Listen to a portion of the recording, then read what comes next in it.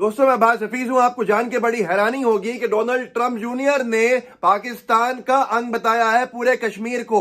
एक नक्शा साझा किया है दुनिया के साथ और उसमें हमारे कश्मीर को पाकिस्तान के नक्शे में मिला के दिखाया है। यहां तक कि हमारे नॉर्थ ईस्ट को भी और लद्दाख को भी हमसे अलग दिखाया है। आप सब हैरान हो गए होंगे। मैं आपको तथ्य देता हूं, तथ्य देके समझाता हूं। आपको खुद समझ में आएगा कि मोदी सरकार की फॉरेन पॉलिसी कितना बड़ा फेलियर साबित हो रही है। जिनको माय फ्रेंड डोनाल्ड ट्रंप कहा था, उन्होंने उनके डोनाल्ड ट्रंप जूनियर ने एक ट्वीट करके साझा किया है ये पूरी दुनिया का नक्शा कि ये जो ब्लू रंग में है वो हमको वोट नहीं कर रहे हैं वहां के लोग जो अमेरिका में रहते हैं, और जितने भी नीले रंग से, जितने भी लाल रंग से रंगा है देशों को दुनिया के नक्शे के अंदर, इसका मतलब ये बताया है कि यहाँ के लोग जो अमेरिका के हैं, अमेरिका की नागरिकता पा चुके हैं, ये हमको वोट कर रहे हैं। मतलब सीधे सीधे यहाँ के हमारे दोस्त हैं। याहू न्यूज ने इसको साझा भी किया है। Donald Trump Junior shares world map shaded in red to suggest Donald Trump's victory.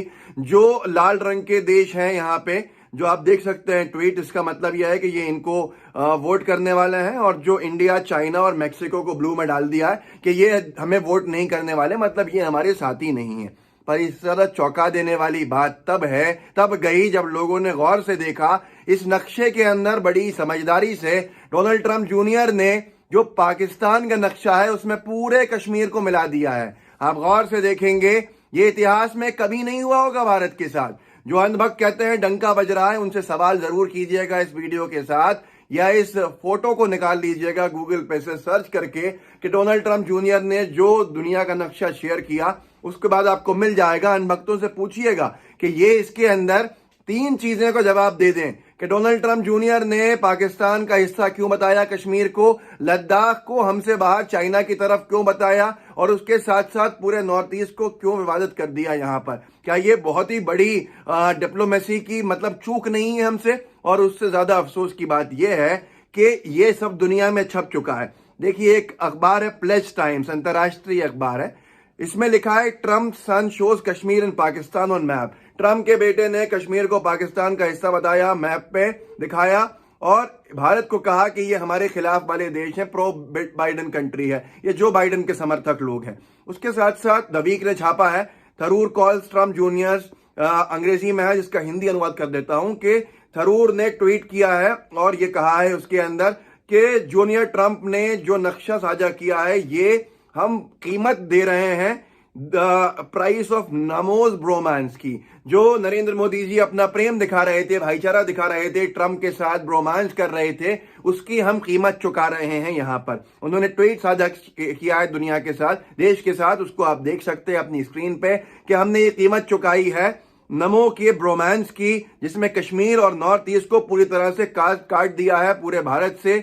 और ये कहा है जूनियर ट्रंप ने कि ये जो दुनिया, चाइना और मैक्सिको जैसा देश है, मतलब जहां पर हॉस्टेल्स हैं, सब चीजें हैं, ये सारा हमें तब मिला है जब हमने करोड़ों रुपया स्टेडियम इवेंट्स में खर्च किया है। अब आप खुद बताइए कि ये कामयाबी है हमारी या ये नाकामी है। जिनके बारे में कहते थे कि Donald, my friend Donald Trump, जिनके पूरे परिवार को नमस्ते ट्रंप के लिए भारत ने बुलाया, कोरोना के संक्रमण को बढ़ने दिया गया, आज ये है। क्या दुनिया में कभी भी इतिहास में भारत के साथ ऐसा हुआ था कि अमेरिका का व्हाइट हाउस से कोई ट्वीट हो और वहां पे राष्ट्रपति के परिवार से ट्वीट होकर व्हाइट हाउस में जो लोग रहते हैं वो ये सबसे बड़े बेटे हैं डोनाल्ड ट्रंप के, सबसे ज्यादा एक्टिव भी रहते हैं, और ये वो कहें कि भैया ये दुनिया का नक्शा है, ये लाल वाले जो हैं ये हमारे हैं, नीले वाले जो हैं ये जो बाइडेन के हमारे खिलाफ है, चाइना हमारे खिलाफ है, ट्रंप कह रहे हैं, और इसी तरह से भारत हमारे खिलाफ है और मैक्सिको हमारे खिलाफ है। मैक्सिको के साथ हमारी तुलना की गई है, आप समझ सकते हैं इशारा किस तरफ है। और उसके साथ साथ बहुत ही महत्वपूर्ण ये हो जाता है कि हमारे कश्मीर के जो अभिन्न अंग है हमारा भारत का, उसको काट के पूरे कश्मीर को दे दिया, भारत का ताज काट दिया और पाकिस्तान के नक्शे से मिला दिया। अब आप खुद बताइए कि ये उपलब्धि है? क्या ये डंका बजना है? क्या ये हमारी कामयाबी है? जो इतिहास में कभी नहीं हुआ, ऐसी गलत चीज कभी नहीं हुई जो अब हुई है, वो भी तब जब इतने सारे करोड़ों रुपए खर्च कर दिए। क्या ये वाकई में नरेंद्र मोदी जी की सरकार की फॉरेन पॉलिसी का फेलियर नहीं है? जो कहते हैं सुब्रमण्यम स्वामी जी, बार बार कहा है कि नमो सरकार की विदेश नीति जो है वो टूट फूट चुकी है, बर्बाद हो चुकी है, इसको दोबारा सही से वापस बनाने की जरूरत है। चाइना को आपने देखा, नेपाल को आपने देखा, पाकिस्तान अब एक तरह से जो अस्थायी राज्य का दर्जा गिलगिट बल्टिस्तान को देने वाला है, उससे भी कितनी सारी बातें उठती हैं सामने। लेकिन सबसे बड़ा सवाल यह है कि विदेश मंत्रालय खामोश है, जयशंकर साहब की कोई टिप्पणी नहीं है, मोदी सरकार के बड़े बड़े नामजद लोगों की कोई टिप्पणी नहीं है, जो छोटी छोटी बातों पर ट्विटर पे आके हंगामा करते हैं उनकी कोई टिप्पणी नहीं है। आप मुझे सिर्फ इतना बता दीजिए, बिहार में चुनाव चल रहे हैं, मध्य प्रदेश के आज उपचुनाव हुए हैं, इतनी बड़ी बड़ी बातें मंचों से की गई हैं, इसके लिए कौन जिम्मेदार है? क्या इस वक्त जरूरत नहीं है कि अंतर्राष्ट्रीय स्तर के ऊपर इसकी निंदा की जाए? अंतर्राष्ट्रीय स्तर के ऊपर निवेदन नहीं, सीधे सीधे धमकी दी जाए, धमका के उनसे हटाया जाए कि अगर आपने नहीं किया तो उसके तैयार रहिए कॉन्सिक्वेंसेस के लिए। ये तो हमारा आज बहुत ही बड़ा मतलब कमजोर दौर हो गया, और उसके बावजूद भी अनबक कहते हैं कि डंका बज रहा है साहब का डंका बज रहा है। ये डंका बज रहा है कि कश्मीर को हमारे नक्शे से हटा दिया। ये डंका बज रहा है कि इससे पहले सऊदी अरेबिया ने हमारे नक्शे से कश्मीर को हटा दिया था। ये डंका बज रहा है कि लद्दाख को चीन का हिस्सा बता दिया। ये डंका बज रहा है कि नॉर्थ ईस्ट को पूरे देश से हटा दिया।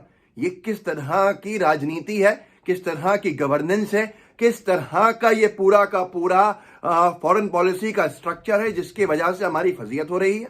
उसके बावजूद भी 56 इंच की छाती वाली सरकार आज खामोश बैठी है, और वो अनभक्त जो रात दिन माला जपते हैं, कहते हैं कि भैया डंका बज रहा है, वो कहाँ है, किस बिल में छुपे हुए हैं?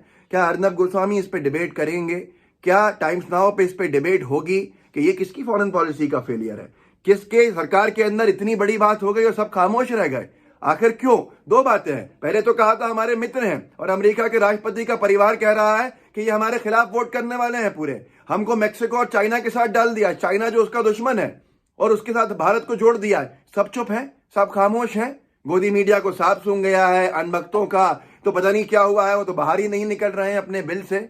ये इसके लिए जिम्मेदारी किसकी है? और कब लाल आंखें दिखाई जाएंगी, कब सख्ती से कहा जाएगा, कब ये सुनने को कान तरस गए हैं? लेकिन फिर भी कोई है तो उसको लगा है कि डंका बज रहा है। इस वीडियो को साझा कीजिएगा, ये इतिहास में कभी नहीं हुआ है। जो नमो सरकार में हुआ, भाजपा सरकार में हुआ, जिम्मेदारी किसकी बनती है, ये भी सवाल आप पूछिएगा। इसके ऊपर जवाब भी मांगिएगा कि क्या एक्शन लिया गया। कोई जवाब नहीं होगा। झूठी बातें तो बहुत कर देंगे भाजपा के अंधे भक्त जो हैं, लेकिन उनसे अगर कोई सवाल पूछा जाए तो उसका जवाब जरूर लिया कीजिए। जवाब नहीं देते हैं।